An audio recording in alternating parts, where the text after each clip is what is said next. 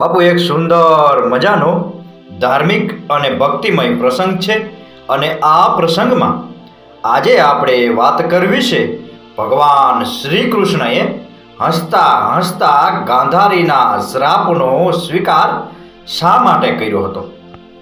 મહાભારતના યુદ્ધ પછી જ્યારે ભગવાન શ્રી કૃષ્ણ સહિત બધા પાંડવો ગાંધારીને મળવા આવ્યા ત્યારે પોતાના પુત્રના મૃત્યુથી દુઃખી ગાંધારીએ આંખ પર બાંધેલી પટ્ટીથી અંદરથી જ રાજા યુધિષ્ઠરના પગની આંગળીઓના નખ ફક્ત એક ક્ષણ માટે જોયા. આટલું જોયા માત્રથી યુધિષ્ઠરના પગના નખ કાળા થઈ ગયા. ગાંધારી સારી રીતે જાણતી હતી કે જેના બળ પર આખું મહાભારત યુદ્ધ લડાયું હતું અને જેણે પાંડવોને વિજય અપાવ્યો હતો તે યોદ્ધા ભગવાન શ્રી કૃષ્ણ હતા. તેથી ગાંધારીનો બધો ક્રોધ ભગવાન શ્રી કૃષ્ણ પર કેન્દ્રિત હતો.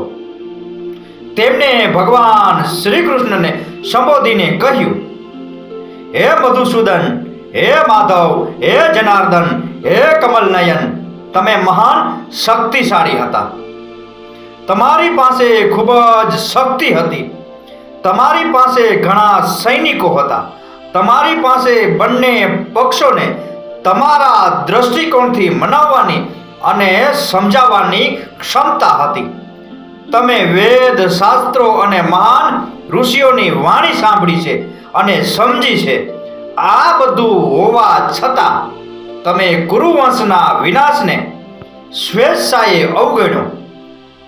જાણી જોઈને આ વંશનો નાશ થવા દીધો. આ તમારો મોટો દોષ છે. તેથી તમારે તેનું પરિણામ ભોગવવું પડશે. આ બધું સાંભળવા છતાં ભગવાન શ્રી કૃષ્ણ શાંત, ગંભીર અને મૌન રહ્યા. ગાંધારીનો ગુસ્સો ઉગ્ર બન્યો અને તેણીએ નાગણીની જેમ ફૂંફાડો મારતા કહ્યું, ચક્ર ગદાધર, મારા પતિની સેવા કરીને મેં જે તપસ્યા કરી છે તેના બળથી હું તમને શ્રાપ આપું છું. આજથી 36 વર્ષ પછી તમારો સમસ્ત પરિવાર અંદરો અંદર લડીને મરી જશે. તમે અનાથની જેમ જંગલમાં ભટકશો, બધાની નજરથી દૂર અને કોઈ ઘૃણાસ્પદ રીતે મૃત્યુ પામશો. ભરત વંશની સ્ત્રીઓની જેમ તમારા કુળની સ્ત્રીઓ પણ પોતાના સગા સંબંધીઓના મૃત્યુ પર પડશે. આટલો ઘોર ભયંકર શ્રાપ સાંભળીને કોણ ભયથી ધ્રુજી ન જાય? પણ ભગવાન શ્રી કૃષ્ણએ એ જ ગંભીર સ્મિત સાથે કહ્યું, હું જાણું છું કે આવું જ થવાનું છે. મારા સિવાય બીજું કોણ વિષ્ણુના કુળનો નાશ કરી શકે? દેવતાઓ, દાનવો અને મનુષ્યો યાદવોને મારી શકતા નથી. તેથી તેઓ એકબીજાને સાથે લડીને નાશ પામશે.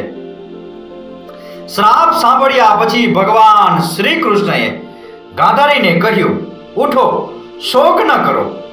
દરરોજ યુદ્ધમાં જતા પહેલા જ્યારે તમારો પુત્ર દુર્યોધન તમારી પાસે આશીર્વાદ લેવા આવતો અને કહેતો, માતા, હું યુદ્ધમાં જઈ રહ્યો છું, કૃપા કરીને મારા કલ્યાણ માટે મને આશીર્વાદ આપો, ત્યારે તમે હંમેશા જવાબ આપતા, યતો ધર્મસ્તો જય, જેનો અર્થ થાય છે ધર્મનો વિજય થાય.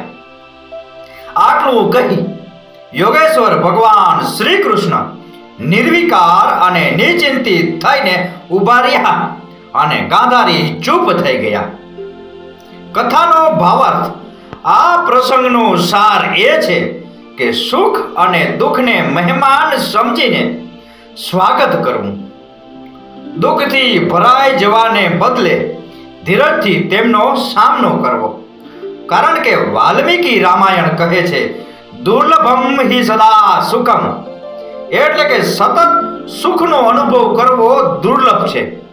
તો બાપુ આ હતો ભગવાન શ્રી કૃષ્ણએ હસતા હસતા ગાંધારીના શ્રાપનો સ્વીકાર શા માટે કર્યો હતો એ વિશેનો પ્રસંગ. આ પ્રસંગ, આ કથા, આ વાર્તા પૂરેપૂરી સાંભળી એ બદલ આપનો ખૂબ ખૂબ આભાર. આપનો દિવસ શુભ રહે. મહાદેવ હર.